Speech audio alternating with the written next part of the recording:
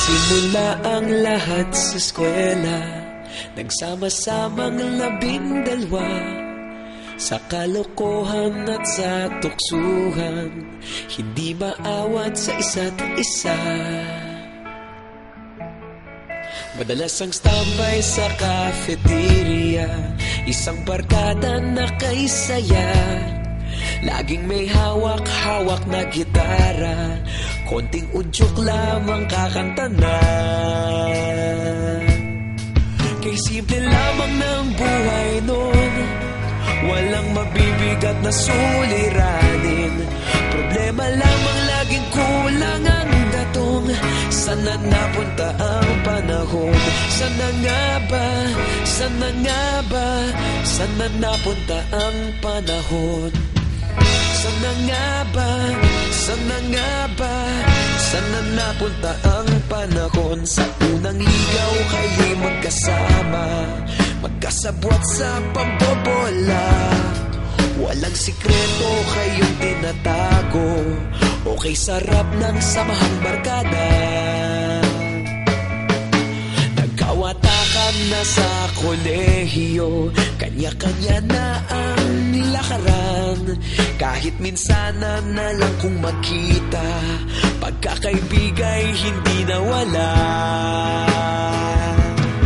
At kung saan na napadpad ang ilan, sa dating eskwela meron din naiwan.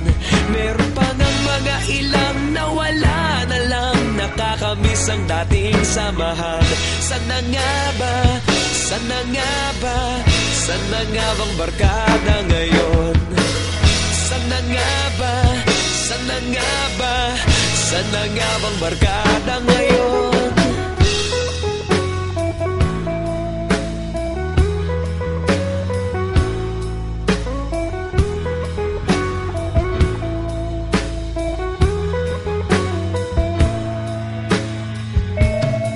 Ilang taon din ang nakalipas, wala pa sa aming tatay na nagsusumikap upang yumaman at guminhawang kinabukasan.